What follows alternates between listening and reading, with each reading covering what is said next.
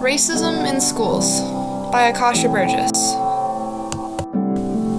When I moved back to America, things started to pop up that confused me. I grew up in South Korea where racism wasn't a thing directed towards me as a child. But as soon as I rejoined the public school system, I was constantly called names and bullied because of the color of my skin. This was in 3rd grade and has followed me all the way to high school.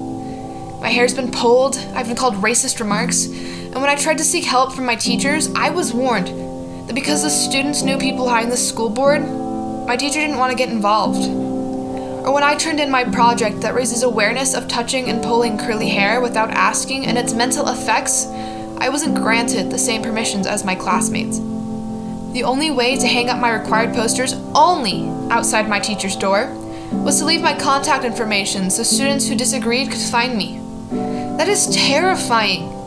I can't imagine what it's like for kids in different areas with different financial situations or whose skin is darker than mine and what they have to go through. In fact, many teachers are starting to notice and rise up against the problem of racism in schools and have started to speak out to protect their students. Look at the case of Faith Fenedy, who was sent home because of her hair and how it caused an outcry from many across the country. Whereas American Progress shows the amount of inequality still happening in schools today.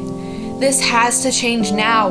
Racism isn't born, it is taught. And if students see their role models showing it's alright, its rates will continue to rise.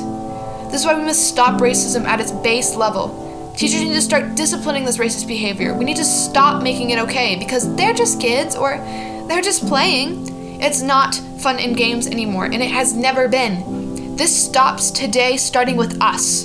Because a teacher ignoring their students' outcry for help could be the difference between a future of equality and a future of violence. Maybe the difference between life or death. This is why I ask you to stand with me as we all say, racism is not and will not ever be okay again.